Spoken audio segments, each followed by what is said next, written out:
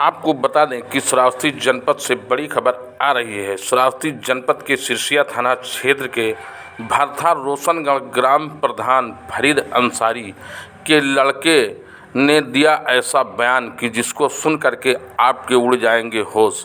बयान देने के बाद सालम अंसारी ने उठाया ऐसा कदम। आइए सालम अंसारी की बयान सुनिए, उसकी जुबानी सुनिए कि सालम अंसारी ने क्या कहा। नमस्कार मेरे प्यारे ग्रामवासियों और देशवासियों, आप लोगों से यही निवेदन है कि मुझे इंसाफ दिला देना। मेरे बाप का और मेरी बीवी का अफेयर चल रहा है, उनका नाजायज़ संबंध है और क्या बोलूं यार, नहीं बोला जा रहा है। बाप बेटे का वो रिश्ता होता है, मियाँ बीवी का वो रिश्ता होता है। कौन कर सकता है इसे हैवानी। आज 30 दिन हो गए मुझे छोड़कर चले गए हैं, लेकर भाग गए हैं। तो इसलिए मैं ये कहना चाहता हूँ कि अब मैं अपनी जान दे दूँगा। मुझसे बर्दाश्त नहीं हो रहा है, क्योंकि वो लोग प्रधान हैं,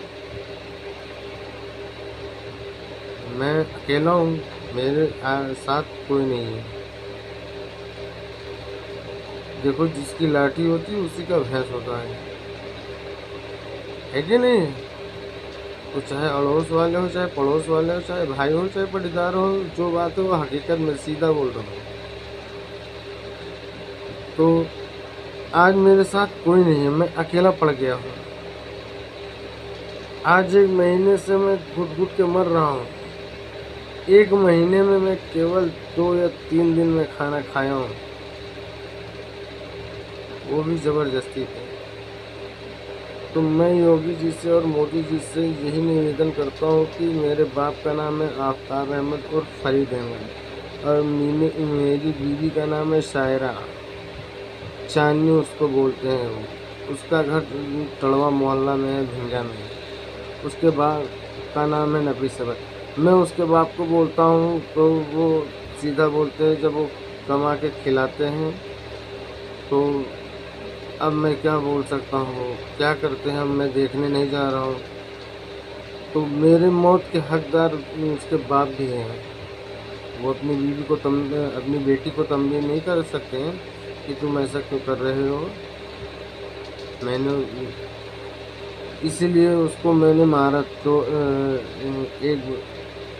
2 बार समझाया, 3 बार समझाया। 3 बार मेरा हाथ दर्द हो रहा था, मैं 3 बार छत पे गया, तीनों बार मैंने देखा बिस्तर में लेटी थी। फिर मैंने उसको समझाया, नहीं मानी। फिर मैंने उसको मारा, वो सब भाग के चले गए। आज मैं 1 महीने से बहुत परेशान हूँ। अब मैं अपने आप को मिटाने जा रहा हूँ, और मेरे मौत के ज़िम्मेदार हैं मेरी बीवी और मेरे पिता फरीद अहमद उर्फ आफ्ताब अहमद प्रधान जी, और उनकी रखेल शायरा उर्फ चांदनी। ठीक है। अब आप लोगों से यही निवेदन है कि मुझे इंसाफ दिला देना बस, इन तीनों को। और मेरी बीवी का जो बाप है नफीस, उसका भी हाथ है, क्योंकि मैं कमाता नहीं हूँ, मैं नशा करता था।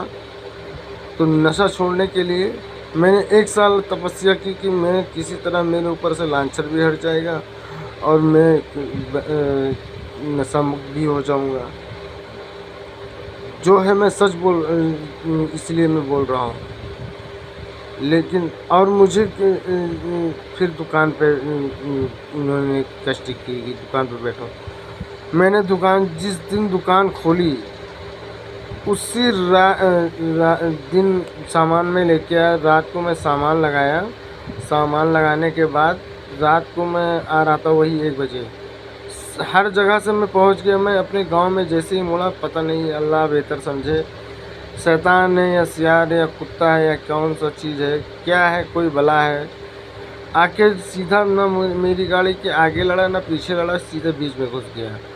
और मैं तेज़ होता तो बच जाता, जो छील छाल जाता वो वही होता। मैं दो लोग थे, तो ऐसे बोलते बतवाते बात करते हुए आ रहे थे।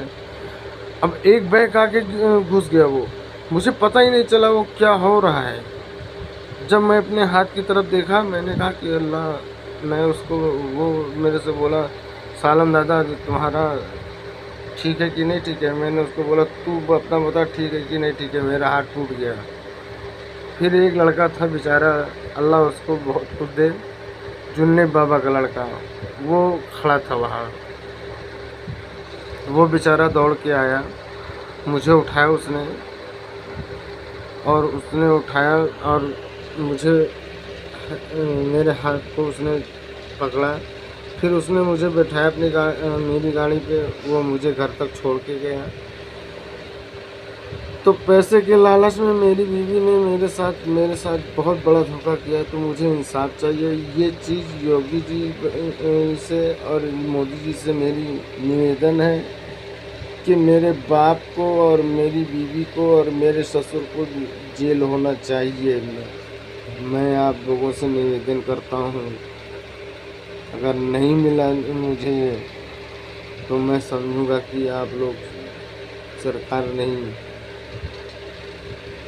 कुछ और चला रहे हो। यही आप लोगों से निवेदन है। मेरे मौत के ये तीनों जिम्मेदार हैं।